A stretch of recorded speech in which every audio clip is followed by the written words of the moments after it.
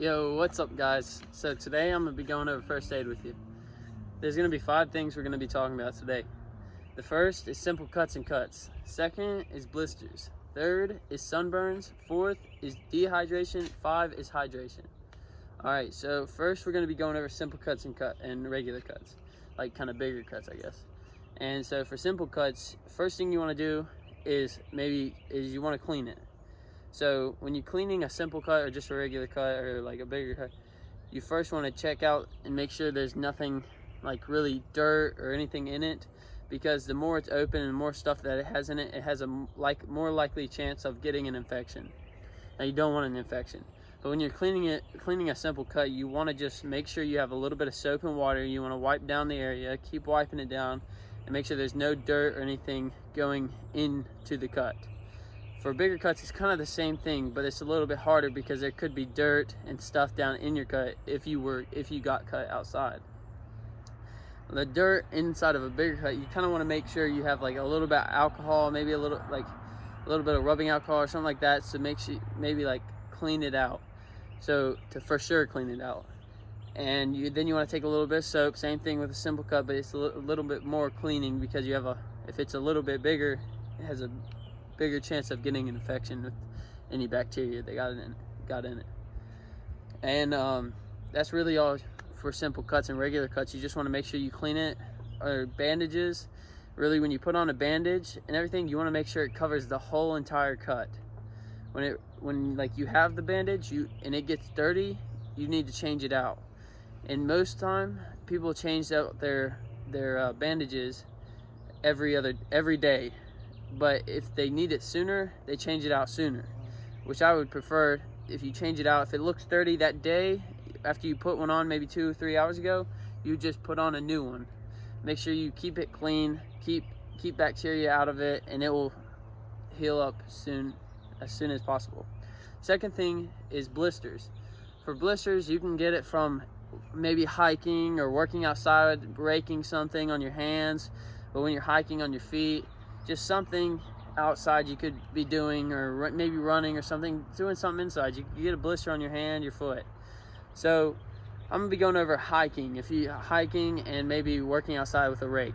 So when you're hiking and you get a blister on your foot, and I know I've been hiking a lot and I've gotten blisters, it stinks, it really does.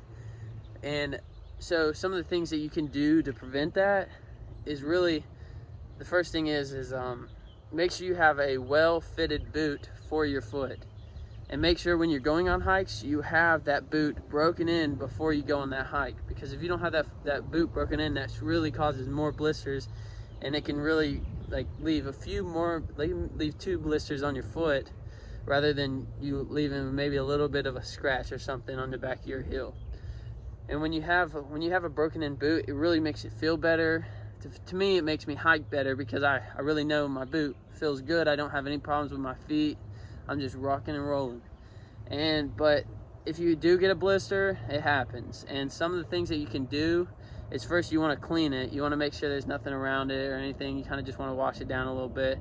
And then you want to put some moleskin on it. Now if you're still out hiking and you have that moleskin on there or something, and there's a likely chance you still have to hike a few more miles to get somewhere, get to your car or whatever you're at, there's a likely chance it's gonna pop. Now in that case that it does pop, if you have a needle or something like that, you wanna sterilize it with a match or a lighter. They say if it pops, you wanna go ahead and push all of the fluid out, clean it, make sure you push all the fluid out and clean it again, and then you put that moleskin on there. So then if it's already popped, you have all that fluid out there and it's not causing a puddle or like bacteria or something like that was in that. It's not getting back into your system, your blister. Now if it doesn't pop, you don't usually want to pop it. And you don't want to pop it at all, actually. Because popping it can lead to it getting open. It's kind of just like a cut. It could get open and cause it to get bacteria in it, and it could really get infected and be harmful. Now, some of the things that you can do is put that moleskin or maybe a mole foam on it. And if it's just a little small blister or maybe even a bigger one, make sure you have a pad for it when you're hiking, and make sure it's covered, so all the way around so it doesn't get anything in it, or maybe it doesn't pop on anything, like all of that. Now for one on your hand, something like if you were raking and you got one on your hand, some of the things you could do to prevent that is maybe wear a glove. Instead of maybe when you're working with a rake or something, maybe instead of rubbing just with your bare hands, you could use a glove and it will maybe prevent that. It's kind of like a sock with a foot. And when you're doing all these different activities, getting these blisters, especially on your hand, it's the same thing as when you get one on your foot. You want to put some moleskin on it, maybe a little mole foam, and you want to make sure it doesn't pop. You don't want to pop your blister, because if you pop your blister, it could be very harmful. And some of the other things you can do to prevent that is really just make sure you know what you're doing. And if it's gonna cause a blister and you know, maybe lead up to that and maybe go ahead and put some extra padding on and all of that. Now the third thing we're gonna be talking about is sunburns. For sunburns, it's kind of a hard topic to talk about, because I get sunburns all the time, to be honest with you, but I know what to do to keep it healed out, like heal myself and everything. Now for a minor sunburn, really all you want to do is kind of stick inside a little bit longer, maybe put some cloths on it. There's some things that you could do to prevent it, which is honestly, if you're outside and it's really sunny that day, you want some sunscreen on that's higher than 30. The FB or the PSI, whatever it is higher than 30 or whatever. The sunscreen is a higher 30, higher than 35, 30, 35. I like to use my sunscreen over at 50. Now, some of the things that you can do is maybe, put it on before, but if, let's just say you forget to, it's all right. You get a minor sunburn, you just go inside, make sure to put some aloe vera gel, I think it's aloe vera gel, on you. It kind of keeps you cool. It really helps the sunburn kind of cool down, settle, and everything like that. Now, also you can, if you don't have that, you can take some really cold cloths and maybe just barely touch them to your skin and kind of just wrap, but you don't want to rub, because that can really cause harm to your sunburn, really hurts you even more than what you are. And you want to just lay it down soft and then take it off when it's not very cold, maybe redo it, get it cold again, set them on there.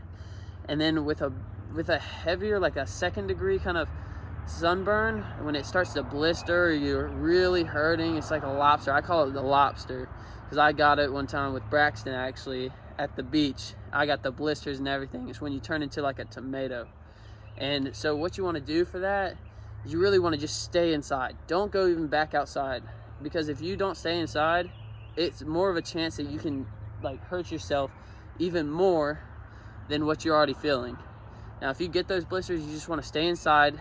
Make sure you get the aloe on there, kind of put those cloths on there, just stay low in the shade. Now once you start getting past that, you can maybe put on some long sleeves or something like pants, a long sleeve, a wide brim hat all the way around. Keep the sun all the way off you at all times. You maybe be able to go outside, do some more things, but trust me, it's gonna hurt some more too when you put on something on your skin with that. And really, that's some of the things that you can do, but you really could prevent that way better, way before you even do that, if you just keep reapplying sunscreen, especially if you're on the beach or something. You wanna just reapply every 30, 45 minutes. Make sure you get a really good coat on, everything like that, like a coat of sunscreen on, and make sure you just stay safe with that, because that can really, really hurt you. Now the 4th thing we're gonna be going over is dehydration. Now there's many ways you could get dehydrated. I mean, you're sweating all the time. If you're outside, you're sweating. When you breathe, you're losing water, everything like that. When you're going to the bathroom, everything, you're losing water all the time. Now, some of the things that you can see, or when you are dehydrated, is really your pee is dark yellow. It's hard to pee maybe. You're really thirsty. You really think you want some water all the time. Now, some of the things you can do to prevent that is kind of just staying with the program. Make sure you have water all the time, sipping on it all the time. And really, that's really how you see if you're dehydrated, and make sure you stay in check. Now, hydration is kind of just the opposite of that. You want to make sure you're staying on top of your waters. I recommend drinking 6 to 7 water bottles a day, 16-ounce water bottles a day. That's what I do, 6 or more. I just keep going because I'm always outside working, and I drink a lot of water, and that's really what helps you and stay hydrated during the days and everything. And that's what I'd say you should do, is really just stay on top and drink that water. Now, when you're putting a lot of energy and everything into it, you're probably likely to want more water and everything, and you're going to be sweating a lot more. So you're going to see how once you start getting like a little bit dozy, you don't want to stand up, you're kind of tired and everything, that's when you know you're starting to get dehydrated. You go and get some water and you start drinking some more, but you don't want to just gulp it down when you're dehydrated. You kind of want to just sip it and get everything in, but you want to make sure you're getting that water intake good. Now that's it, guys. So I went over the 5 things. It was simple cuts and regular cuts, like kind of bigger cuts, blisters, sunburns, dehydration, and hydration. Hope you guys liked it. That's my first aid instruction class. So all right, see you guys.